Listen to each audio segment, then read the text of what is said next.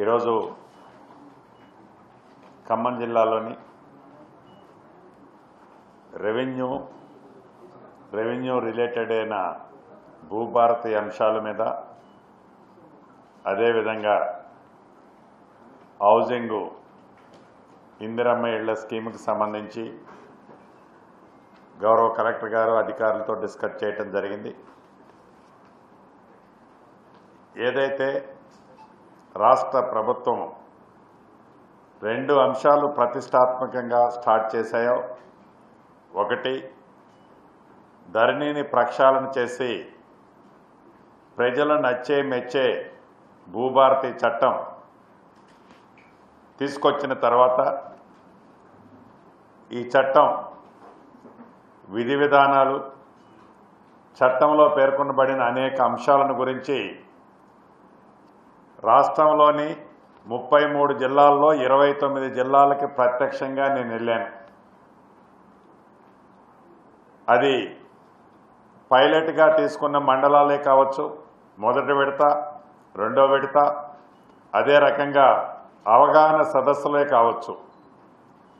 ఏ ప్రాంతానికి వెళ్ళినా, ఏ గ్రామానికి వెళ్ళినా గడిచిన దశాబ్దంలో ఆనాటి ప్రభుత్వం నిర్వాహక ఫలితంగా అన్యం పుణ్యం తెలియని గ్రామీణ ప్రాంతాలలో, సెమీ అర్బన్ ప్రాంతాల్లో నివసించే ప్రజలు ధరణి పుణ్యమా అంటూ ఎలా ఇబ్బందులు పడ్డారో, ఆ పడ్డ ఇబ్బందులకి పరిష్కార మార్గం ఈ భూభారతి 2025 చట్టం ద్వారా ఏదైతే కల్పించడం జరిగిందో, అన్ని ప్రాంతాలలోని ప్రజలు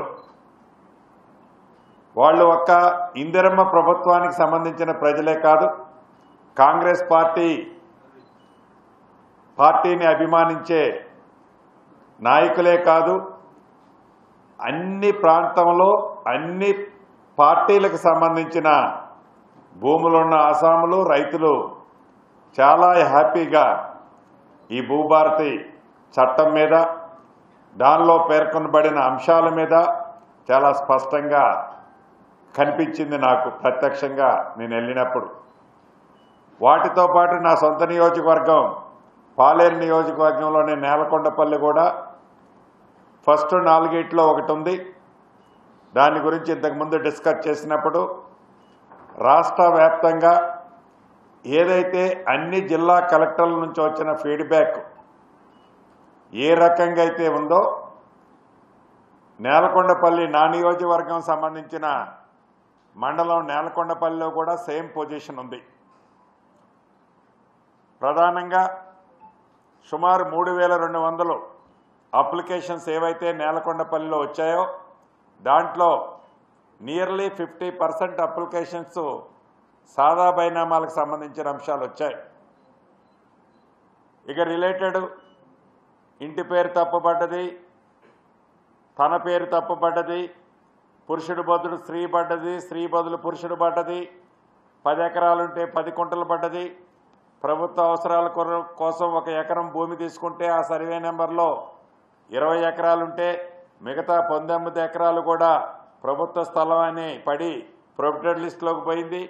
ఇటువంటి అంశాలు, వీటితో పాటు కానిగిట్ల పంచాయతీలు, వీటితో పాటు కొన్ని ఆర్ఎస్ఆర్ ఎక్సెస్ ల్యాండ్ వచ్చినాయి అన్నది, మరికొన్ని అసైన్డ్ భూములు గడిచిన కొన్ని దశాబ్దాల నుంచి పేదవాళ్ళు ఏదైతే సాగు చేసుకుంటున్నారో ఆ అసైన్డ్ భూములు నివసించడానికి యోగ్యం లేకుండా వ్యవసాయానికి ఉపయోగపడే అటువంటి అసైన్స్ ల్యాండ్లు కూడా పేదవాళ్ళకి మన ఇందిరమ్మ ప్రభుత్వంలో ఇవ్వాలని గౌరవ ముఖ్యమంత్రి రేవంత్ రెడ్డి గారి ఆలోచన కానీ కేబినెట్ ఆలోచన కూడా ఉంది. దానికి సంబంధించిన డేటాని కూడా అన్ని జిల్లా కలెక్టర్లకు ఇంతకుముందే చెప్పాం. ఇప్పుడు కూడా ఖమ్మం జిల్లా కలెక్టర్ గారికి కూడా ఆదేశాలు ఇవ్వటం జరిగింది. ఆ లిస్ట్ వచ్చిన దాన్ని బట్టి ఆ పూరెస్ట్ ఆఫ్ ది పూర్ ఎవరైతే అర్హులు ఉన్నారో, సాగులో ఉన్నారో, సాగుకి యోగ్యమైన భూమి ఉందో దాన్ని అసైన్మెంట్ ల్యాండ్ని పట్టాలు కూడా ఇచ్చే కార్యక్రమం చేపట్టబోతుంది ఇందిరమ్మ ప్రభుత్వం. ఎందుకంటే ఆనాడు శ్రీమతి ఇందిరాగాంధీ గారు ప్రధానమంత్రిగా ఉన్నప్పుడు ఆనాటి ఉమ్మడి ఆంధ్రప్రదేశ్లో ఇప్పుడు తెలంగాణ రాష్ట్రంలో సుమారు 25 లక్షల ఎకరాలు భూమిని పేదవాళ్ళకి అసైన్మెంట్ భూమిని పట్టాలిచ్చిన చరిత్ర ఇందిరమ్మ ప్రభుత్వాన్ని. ఆ దిశలో ఉన్న ఇందిరమ్మ ప్రభుత్వం ఇప్పుడు గౌరవ ముఖ్యమంత్రి రేవంత్ రెడ్డి గారి సూచనలతో తెలంగాణ రాష్ట్రంలో కూడా మొదటి విడత 4 మండలాలు పైలట్గా తీసుకున్న భూభారత్ని ఇంప్లిమెంటేషన్ చేసేది కానివ్వండి, సెకండ్ స్పెల్లో 28 మండలాలని తీసుకున్నాం. అందుట్లో బంపర్ ఆఫరు ఖమ్మం జిల్లాకి ఫస్ట్ స్పెల్లో ఒకటి వచ్చింది. సెకండ్ స్పెల్లో కూడా మధుర నియోజకవర్గంలో బోనకల్లు మండలాన్ని తీసుకున్నాం. సో ఈ 32 మండలాలకు సంబంధించి మొదటి 4, రెండవసారి 28లో కొన్ని జూన్ 2వ తారీఖు నాటికి ఫస్ట్ 4గిట్లో సాదా బైనామాల అంశం ఆనరబుల్ హైకోర్టు స్టేలో ఉన్న కారణంగా కోర్టు ఓపెన్ అయిన తర్వాత ఆ స్టేని వెకెట్ చేపించి ఆ సాదా బైనామాల అంశాన్ని ఏదైతే ఈ భూభారతి చట్టంలో పెట్టామో దాన్ని పరిష్కరిస్తూ మిగిలిన అంశాలని జూన్ 2వ తారీఖు నాడు ఈ 4 మండలాల్లోని అన్ని అంశాలని పరిష్కరించడం జరుగుద్ది. మిగిలిన 28 జిల్లాల్లోని 28 మండలాలు పైలట్ మండలాలు ఏమైతే ఉన్నాయో ఆ మండలాల్లో వచ్చిన రిక్వెస్టులు మోర్ దాన్ 50% రిప్రజెంటేషన్ని ఆన్ టేబుల్ మీద అయ్యే వాటిని జూన్ 2వ తారీఖు నాడు వాటికి కూడా ఆదేశాలు ఆర్డర్లు ఇవ్వటం జరుగుద్ది. జూన్ 3వ తారీఖు నుంచి రాష్ట్ర వ్యాప్తంగా ఈ భూభారతి చట్టం అన్ని రెవెన్యూ గ్రామాలకి ఎంఆర్ఓ స్థాయి అధికారులు వారి టీం వస్తుంది. జూన్ 3వ తారీఖు నుంచి జూన్ 20వ తారీఖు వరకు ఆ 17 రోజులు రాష్ట్ర వ్యాప్తంగా అన్ని గ్రామాలలో ఉన్న భూ సమస్యలని ఈ చట్టం ద్వారా పరిష్కరించడానికి రెవెన్యూ యంత్రాంగం చిత్తశుద్ధితో రెడీగా ఉన్నది అనేది ఈ వేదిక ద్వారా రాష్ట్ర ప్రజానీకానికి తెలియజేస్తున్నాం. ఇక హౌసింగ్ విషయానికి వస్తే మొదటి విడత ఏదైతే 4.5 లక్షల ఇళ్లు కార్యక్రమం చేపట్టామో గౌరవ ముఖ్యమంత్రి రేవంత్ రెడ్డి గారి సూచనలు ఆలోచనలకు అనుగుణంగా ఇప్పటికే సుమారు 1,95,000 మంది బెనిఫిషరీస్ని రాష్ట్ర వ్యాప్తంగా అన్ని నియోజకవర్గాల్లో అన్ని గ్రామాల్లో ఫైనల్ చేయటం జరిగింది. రిమైనింగ్ బ్యాలెన్స్ ఉన్న 2,55,000 సుమారు వాటిని కూడా ఈ నెలాఖరులోపు అన్ని ప్రాంతాల్లో ఏ నియోజకవర్గం అయితే 3,500 చొప్పున ఇచ్చామో వాటితో పాటు ఐటీడీఏ ప్రాంతంలో ఉండే గిరిజనులకి అదనంగా ఇవ్వటం జరిగింది. వాటితో పాటు చెంచులు ఉప క్యాస్ట్ ఏదైతే ఉందో రాష్ట్ర వ్యాప్తంగా సుమారు 9,800 మంది ఉన్నారు. ఈ 9,800 కుటుంబాలకి పూర్తిగా ఇవ్వాలని గౌరవ ముఖ్యమంత్రి గారు సూచించారు. మొన్న అచ్చంపేటలో కూడా గౌరవ ముఖ్యమంత్రి గారు ఆ వేదిక మీద నుంచి చెప్పడం జరిగింది. ఆ 9,800 మందికి రాష్ట్ర వ్యాప్తంగా ఉన్న చెంచులు వారి ఉపకులాలకి పూర్తిగా ఇస్తూ ఐటీడీఏ ప్రాంతంలో అదనంగా ఇంకొక 10,000 సుమారు 10,000 అదనంగా కూడా ఇస్తూ ఈ నెలాఖరులోపు 4,50,000 మంది ఎవరైతే మొదట విడత లబ్ధిదారులున్నారో ఈ లబ్ధిదారుల్ని ఫైనల్ చేయటం జరుగుతుంది. అదేవిధంగా పైలట్గా ప్రతి మండలానికి ఒక గ్రామం ఏదైతే తీసుకొని గతంలో స్టార్ట్ చేశామో వాటికి ఇప్పటికే సుమారు రాష్ట్ర వ్యాప్తంగా నాకు తెలిసి ఒక 7-8 వేల మంది ఇళ్ళు స్టార్ట్ అయ్యాయి. వాళ్ళకి ఫస్ట్ పేమెంట్ కూడా రిలీజ్ చేయటం జరిగింది. ప్రతి సోమవారం నాడు అన్న మాట ప్రకారం ప్రతి సోమవారం నాడు ఎవరైతే వారి ఇల్లు స్టార్ట్ చేసి ఆ పేమెంట్లో ఫిట్ అయ్యే ఇళ్ళని అప్లోడ్ చేస్తున్నారో ఆ చేసిన ఇళ్ళకి వారు అప్లోడ్ చేసిన సిస్టమ్ల ప్రకారం ఆ పేమెంట్లు రిలీజ్ చేస్తున్నాము.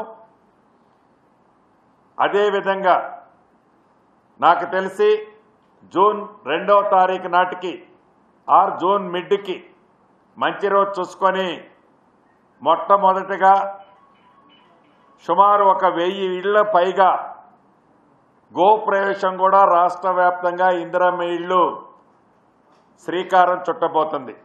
గోప్రవేశం కూడా జరగబోతుంది. అంటే అంత స్పీడ్గా పనులు చేసుకుంటున్నారు. కాబట్టి రాష్ట్ర వ్యాప్తంగా ఏవైతే మొదట విడత ఇచ్చిన 4.5 లక్షల ఇళ్లతో పాటు బఫర్ జోన్లో ప్రతి నియోజకవర్గానికి ఏదైతే 3,500 ఇచ్చామో అదనంగా 1,750 ఇళ్ళు లిస్టును కూడా ప్రిపేర్ చేసుకొని పెట్టుకోమని చెప్పడం జరిగింది. బఫర్ లిస్టును కూడా ఈ విధంగా విడతల వారీగా ఈ రాబోయే 3.5-4 సంవత్సరాలలో మన ఇందిరమ్మ ప్రభుత్వంలో 20 లక్షల ఇళ్లు కట్టాలని ఆ దిశగా ప్రణాళికలు గౌరవ ముఖ్యమంత్రి గారి ఆలోచనలకు అనుగుణంగా ప్రణాళికలు కూడా సిద్ధం చేసుకున్నాం.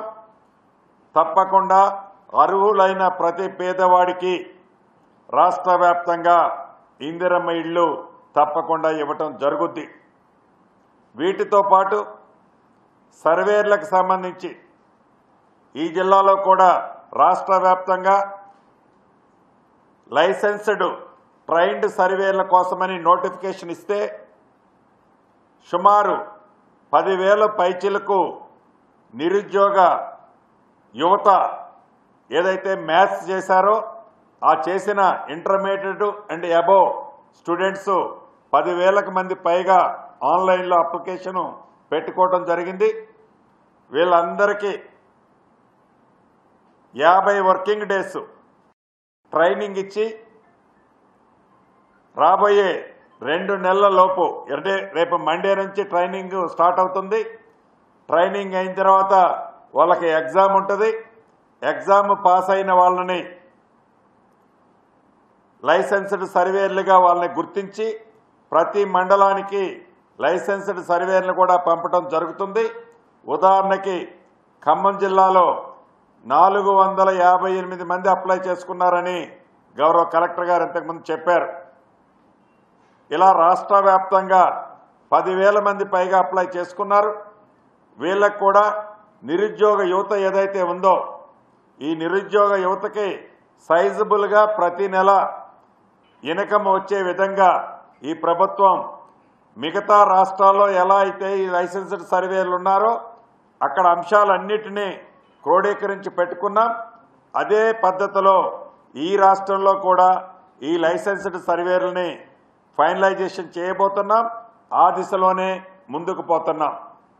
ఇక ప్రతి రెవెన్యూ విలేజ్కి ఒక రెవెన్యూ అధికారిని ఇస్తామని చెప్పి చట్టంలో పేర్కొనబడింది.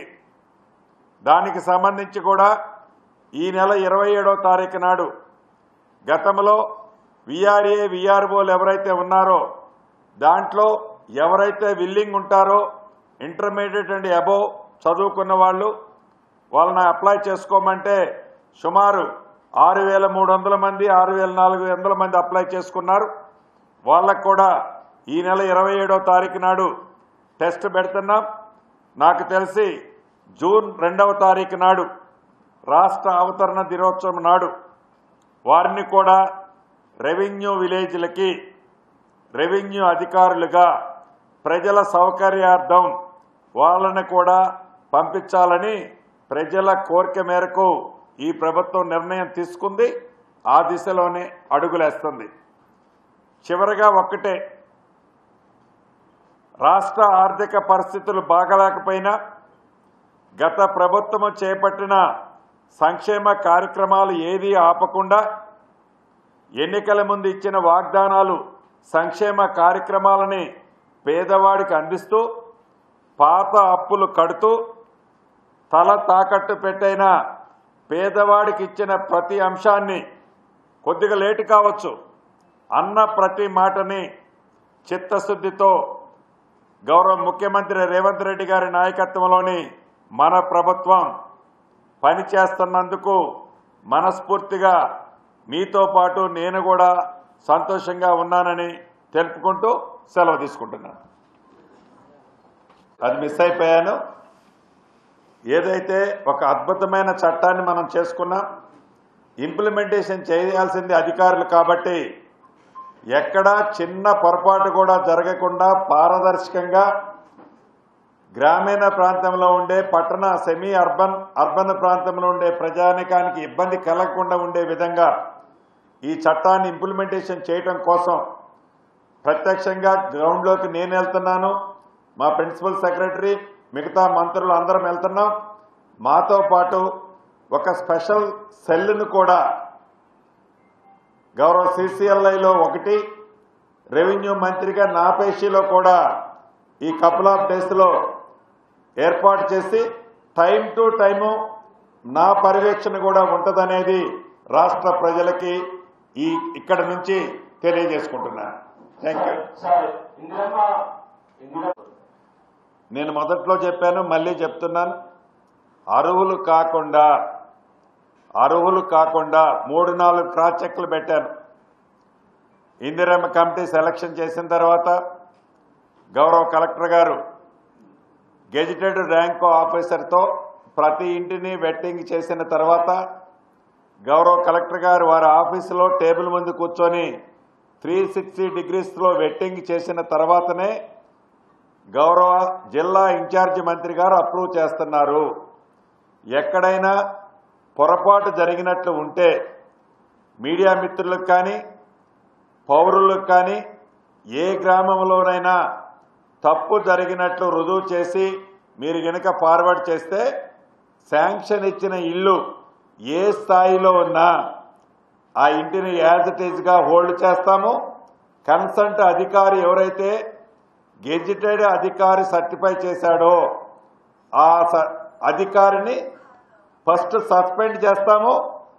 నిజాన్ని నిర్ధారణ అయిన తర్వాత సర్వీస్ నుంచి రిమూవ్ కూడా చేస్తాం. అదే రకంగా నక్షా కోసం ములుగుమాడు ఎర్రుపాలెం మండలంలో ములుగుమాడు గ్రామం అంటే రాష్ట్రంలో 413 గ్రామాలకి నక్షాలు లేవు. నక్షాలంటే అసలు ఆ భూమి మ్యాపే లేదు. ఈ 413 గ్రామాల్లో 5 గ్రామాలని పైలట్ కింద తీసుకున్నాం. అదే రకంగా ఉన్న నక్షాలని కంప్యూటరైజేషన్ చేసే సిస్టంలో పెద్దకోరకొండ గ్రామాన్ని కూడా తీసుకున్నాం.